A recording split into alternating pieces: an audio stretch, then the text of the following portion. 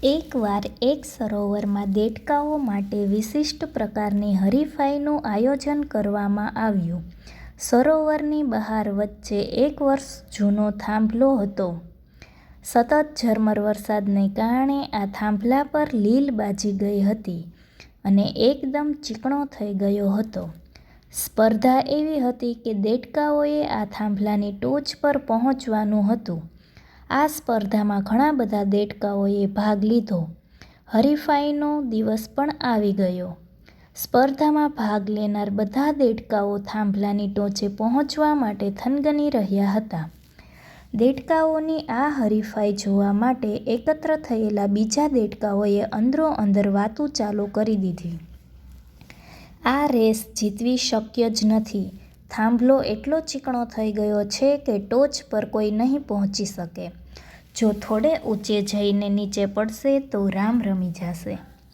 ભાગ લેનારા દેડકાઓ આ સાંભળી રહ્યા હતા.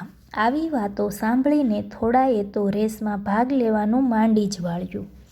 જેમણે ભાગ લીધો એ પણ જ્યાં થોડું ચડ્યા ત્યાં તો અત્યંત ચીકણા થાંભલાના કારણે નીચે પડ્યા. એકત્ર થયેલા દેડકાઓ સહિતના બધા જ પ્રાણીઓ કહેવા લાગ્યા કે જુઓ, અમે કહેતા જ હતા કે આ શક્ય નથી, તો પણ ચડ્યા તો પડ્યા ને હેઠા.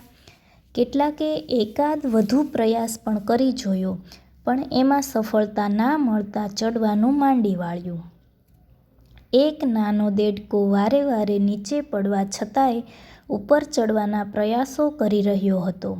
એકત્ર થયેલા બધા એને બરાડા પાડીને ઉપર ન ચડવા સમજાવી રહ્યા હતા. પણ પેલો દેડકો સતત પ્રયાસ કરતો રહ્યો અને અનેક વખત નીચે પડવા છતાં એણે ચાલુ રાખેલા પ્રયાસોના કારણે એ થાંભલાની ટોચ પર પહોંચી ગયો અને રેસ જીતી ગયો. જ્યારે એને શિલ્ડ આપવામાં આવ્યું ત્યારે એની મા પણ ત્યાં હાજર હતી. પત્રકારોએ એની માને પૂછ્યું કે વારંવાર નિષ્ફળ જવા છતાં એ ઉપર ચડવાના પ્રયાસ કરતો હતો, ત્યારે એકત્ર થયેલા બધાના સમજાવવા છતાંય તે કેમ કોઈની વાત માનતો નહોતો? દેડકાની માએ હસતા હસતા કહ્યું કે એ ક્યાંથી કોઈનું માને, કારણ કે એ તો બેરો છે, એને કંઈ જ સંભળાતું જ નથી. મિત્રો, કોઈ કાર્ય હાથમાં લઈએ ત્યારે નિષ્ફળતાનો ડર બતાવનારા અનેક માણસો તમને મળશે અને જો એકાદ નાની નિષ્ફળતા મળે તો આપણે એની વાત સાચી પણ માની લઈશું. પણ જે આ દેડકાની જેમ બેરા બની જાય અને કોઈનું કંઈ સાંભળ્યા વગર સતત પ્રયાસ કરતા રહે તો વિજેતાનું ઇનામ વિધાતાએ એના માટે તૈયાર જ રાખ્યું હોય છે.